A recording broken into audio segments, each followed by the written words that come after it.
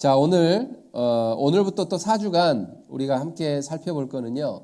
우리가 지난 4주 동안에 믿음에 대한 부분에 대해서 살펴왔습니다. 그러면 이제 돌아오는 4주 동안에는 이제 예배에 대한 부분들을 이제 살펴보기를 원합니다. 그래서 오늘 우리는 예배라고 하는 단어를 이제 새롭게 이해하는 그러한 시간들이 되었으면 좋겠습니다.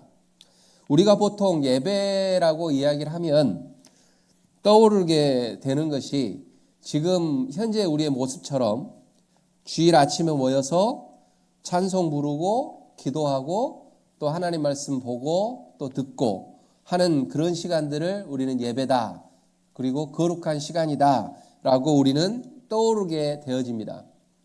물론 이것은 하나님께서 기쁘게 받으시는 귀한 예배입니다. 그리고 성도들에게 하나님께서 분명히 말씀하신 안식일을 거룩하게 지키라 라고 하는 그런 말씀 가운데 포함되어져 있는 우리들의 모습이기도 합니다. 그러나 오늘 본문 말씀인 로마서 12장 1절과 2절 말씀에서는요, 우리의 시야를 훨씬 더 넓게 이제 확장해주는 그러한 차원으로 이제 우리들을 초대하고 있습니다.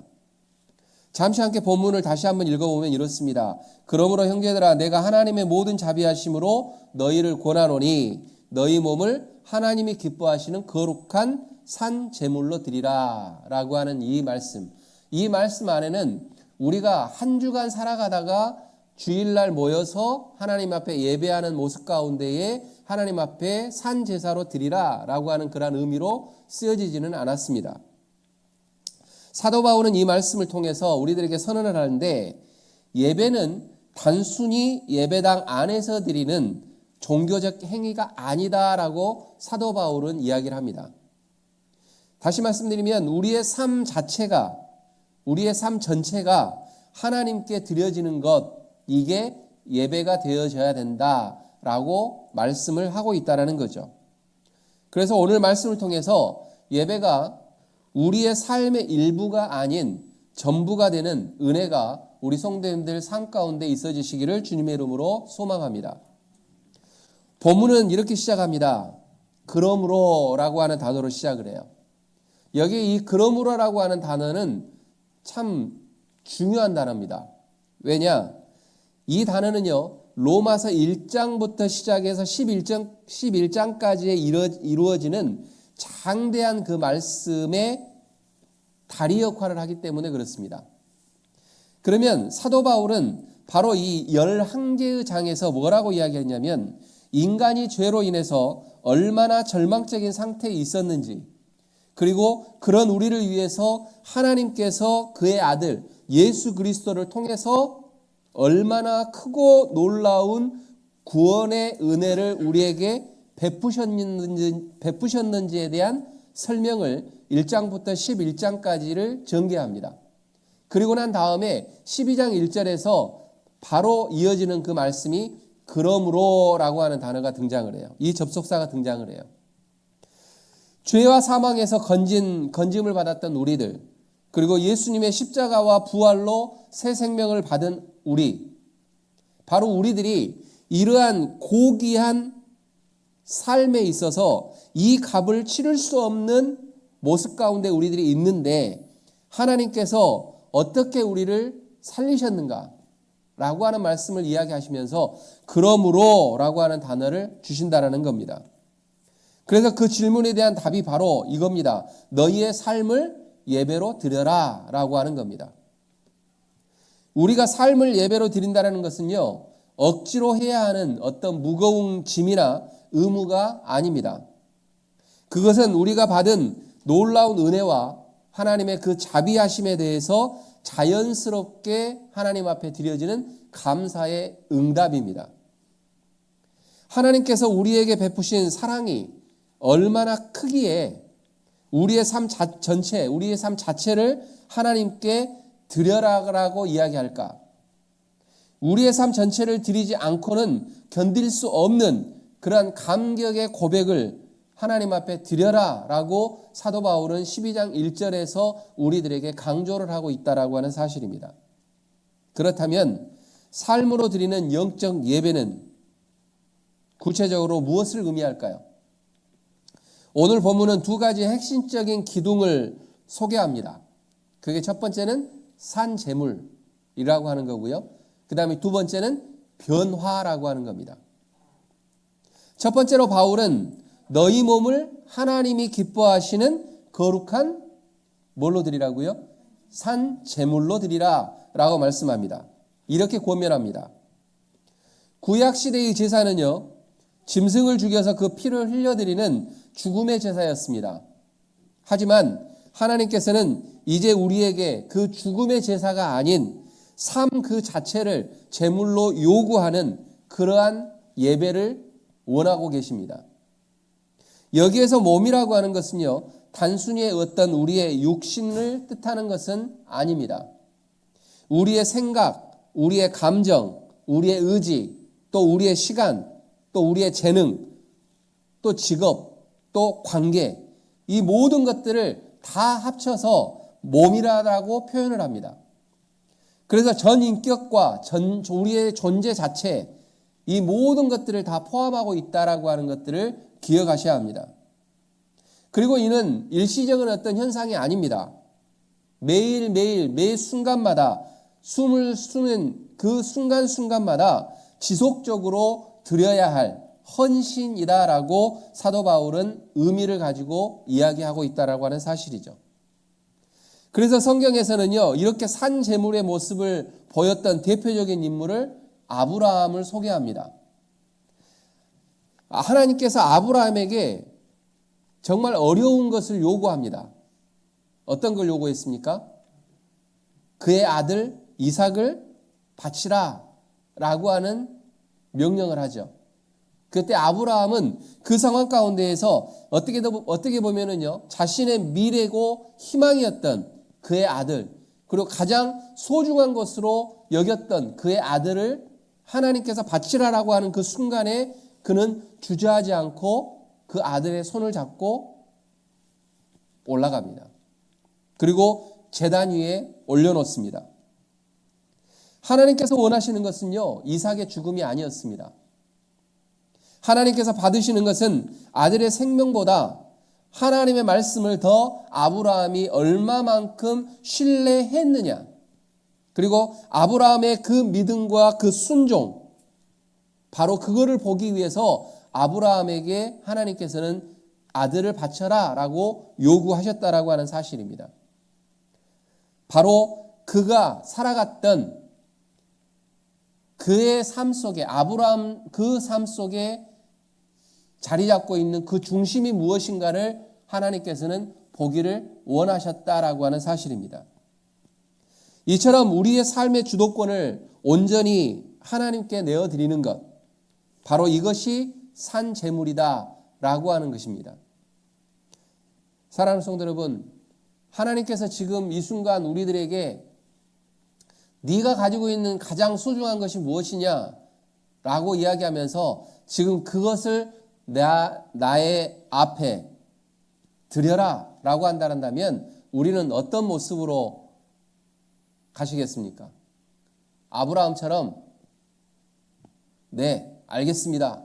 하나님이 드리라고 한다면 제가 아끼는 자식이라 할지라도 제가 하나님께 드리겠습니다 라고 하는 그러한 믿음으로 가시겠습니까? 아니면 주저하시겠습니까? 사실 저도 주저할 것 같아요. 아브라함처럼 그런 믿음을 가지고 나아가지는 않을 거예요. 못할 거예요. 그러나 하나님은 지금 이 시간에 우리들에게 너에게 가장 소중한 것을 드려라 라고 하는 의미보다도 우리들에게 요구하는 건 뭐냐면 너희의 삶 모든 그 순간 생각, 감정, 의지, 시간, 재능, 관계, 직업 모든 것들에 있어서 하나님이 원하신다면 드릴 수 있는 자신이 있느냐라고 지금도 우리들에게 물어보신다라고 하는 거고요. 더 나아가서는 우리들의 삶 가운데에서 그 모든 것들을 통하여 하나님 앞에 예배하는 모습으로 살아라 라고 하는 것이 산 제물이다 라고 하는 것을 표현하고 있다라고 하는 사실을 기억하셔야 합니다. 이제 더 나아가서는 이제 변화입니다. 둘째로 바울은 너희는 이 세대를 본받지 말고 오직 마음을 새롭게 함으로 변화를 받아라 라고 말씀을 해요. 이 세대라고 하는 그 의미는요, 하나님을 대적하는 세상의 가치관, 자기 중심적으로 물질적인 삶의 방식을 의미하고 있습니다. 그리스도인은요, 세상 속에서 살고 있습니다. 세상과 동떨어져 우리는 살아갈 수가 없습니다. 그러나 우리는 한편으로는 세상을 따라가는 사람은 또 아닙니다. 세상의 틀에 우리를 맞추는 대신에 우리는 하나님께서 우리들에게 이야기하시기를 변화를 이야기하고 있습니다. 다시 말씀드리면 이 변화는 뭐냐면 세상 사람들이 어찌하든지 간에 세상 사람들이 어떠한 모습으로 살아가든지 간에 우리는 하나님의 백성으로서 하나님의 뜻에 맞게끔 하나님의 시간대에 맞게끔 하나님의 원하시는 목적에 맞게끔 우리는 살아가야 된다라고 하는 것이 변화다라고 하는 사실입니다. 그렇기 때문에 우리는 세상 가운데 살아가지만 세상의 틀에 얽매여 있어서는 안 됩니다. 그리고 여기서 변화라고 하는 사실은 이렇게 표현할 수가 있어요. 애벌레가 나비가 되듯이 본질이 완전히 바뀌어버리는 겁니다.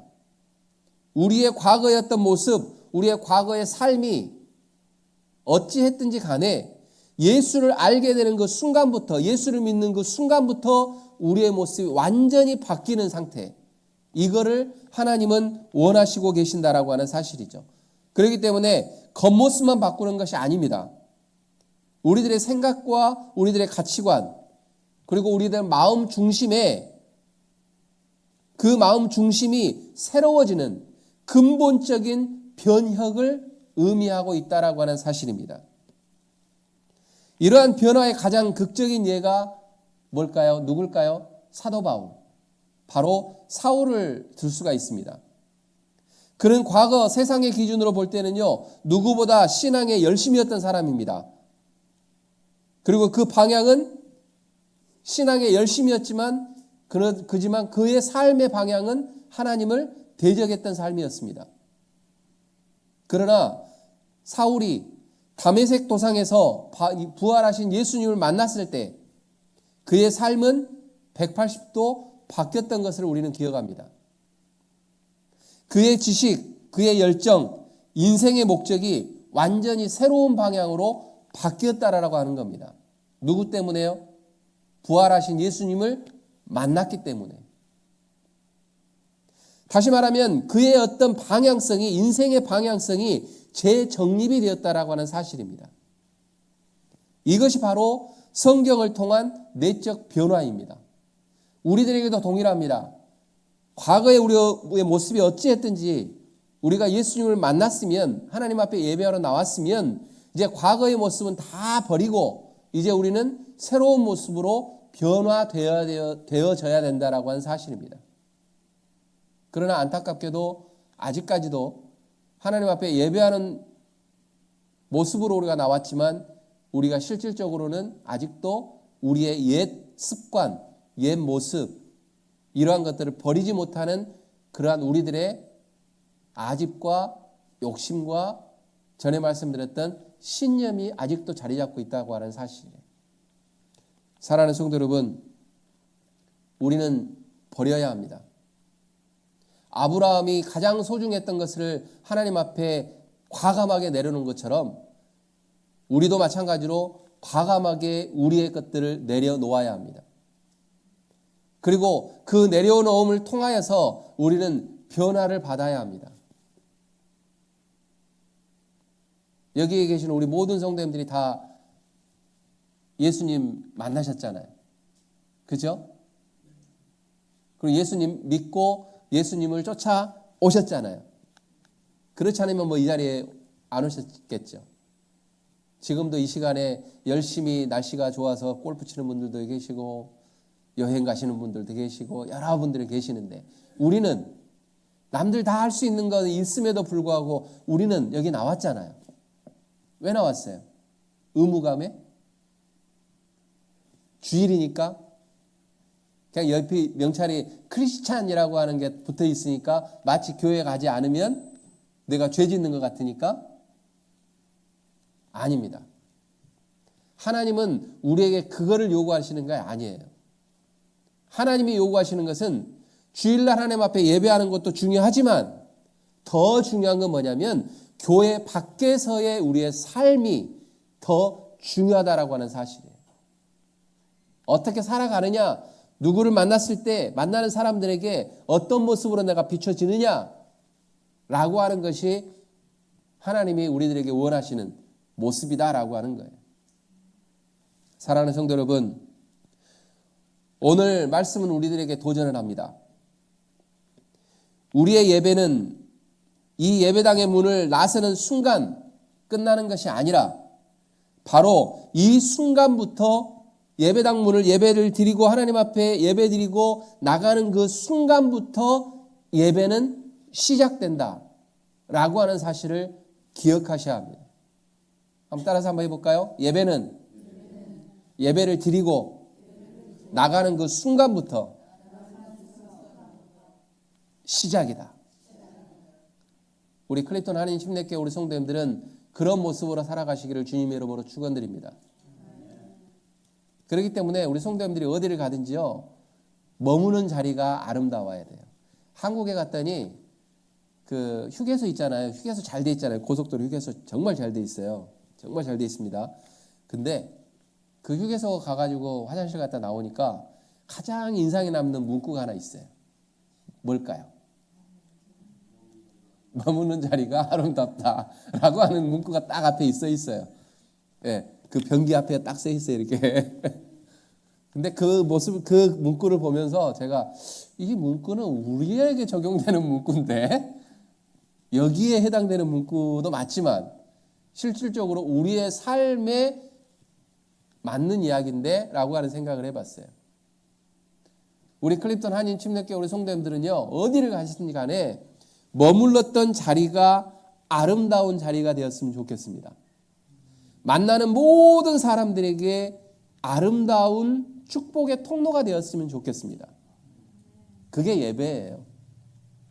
우리가 함께 모여서 예배하는 이 주일 예배, 이것도 소중한 예배지만 더 중요한 건 뭐냐면 예배를 드리고 나가는 그 순간부터 내 모습이 어떻게 사람들에게 비춰지느냐, 이게 가장 더 중요하다는 거예요.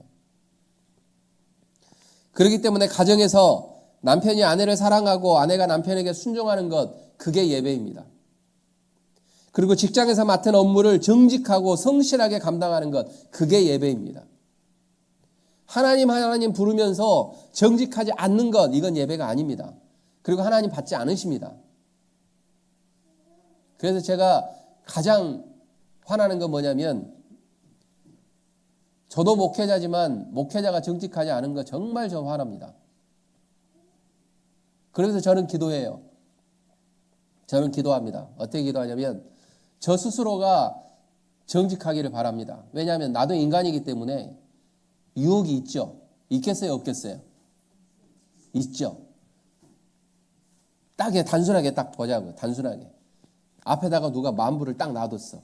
놔두고 딱 뒤돌아서 갔어. 1시간이 지나도 안 나타나. 이 만불을 보면서 욕심이 생기겠어요, 안 생기겠어요? 생기죠. 당연히 생기지. 안 생길 수 없지. 어쨌든 그걸 딱 들었다가 놨다가 들었다 놨다가 이거 경찰서 갖다 줘야 돼, 말아야 돼.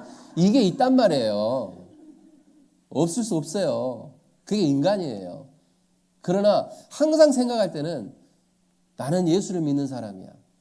이거를 함으로 인해서 내가 하나님 앞에 욕되게 보이면, 예수 그리스도가 욕되게 보이면 안 돼라고 하는 마음으로 그냥 옮기는 거예요. 그런 모습 안에서 우리가 살아가야 된다라고 하는 사실입니다. 사랑하는 성도 여러분, 중요한 건 이겁니다. 중요한 거는 무엇을 하느냐가 아니라 누구를 위해서 하느냐입니다. 우리는 누구를 위해서 살아가고 있습니까? 자녀들을 위해서? 한국의 부모님들은요, 정말 자녀들에게 정말 잘하잖아요. 자녀들을 위해서 모든 거 다 드리잖아. 그죠? 그러나 우리는 그 이전에 기독교인으로서, 크리스찬으로서 무엇을 하느냐보다 누구를 위해서 하느냐가 더 중요하다고 하는 사실을 기억하셔야 합니다. 우리는 하나님을 위해서 삽니다. 하나님을 위해서 우리는 예배하는 거고 하나님 앞에 예배하는 겁니다. 나의 만족이 아니라 하나님의 영광을 위해서 살아갈 때 우리의 평범한 일상은 거룩한 예배의 현장으로 바뀐다라고 하는 사실이에요. 우리 성도님들 삶이 이러한 삶이 되었으면 좋겠습니다. 그래서 가정에서, 직장에서, 더 나아가서는 만나는 이웃들에게 작은 친절을 베풀고 또 사랑을 나누는 모든 그 순간순간들이 하나님께 드리는 예배다라고 하는 것들을 기억하십시오. 그렇기 때문에 만나는 사람들을 소홀히 여기지 마십시오. 어떤 사람이든지 간에. 어떤 한 미국 교회에 있었던 일이라고 그랬죠. 뭐 아시는 분들도 있을 거예요. 좀 큰 교회입니다. 큰 교회인데 그 교회가 한 1년 정도 담임 목사가 공석으로 있다가 그렇게 성도들이 열심히 기도하면서 담임 목사님을 청빙을 했습니다. 그리고 그 주일날 담임 목사님이 교회를 오실 타이밍이에요.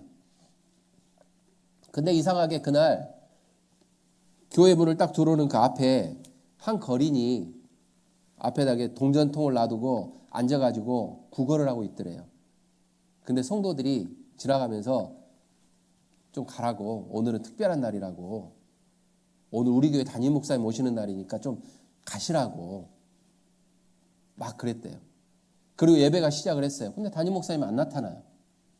담임 목사님 먼저 오셔 기다리셔야 되는데. 그런데 뒤에서 문을 활짝 열고 그 앞에 앉아있던 거린이 천천히 걸어 들어오더랍니다. 그리고 딱 들어와서 강당까지 딱 걸어오니까 성도들이 이제 황당해하는 거예요. 제발 나가시라고, 왜 오시냐고. 그때 그 거린이 강단 앞으로 딱 섭니다. 그리고 마이크를 잡고 이야기합니다. 저는 이 교회에 부임하지 않겠습니다. 무슨 이야기일까요? 성도들은요, 화려한 걸 원했어요. 우리 교회는 큰 교회고 우리 교회는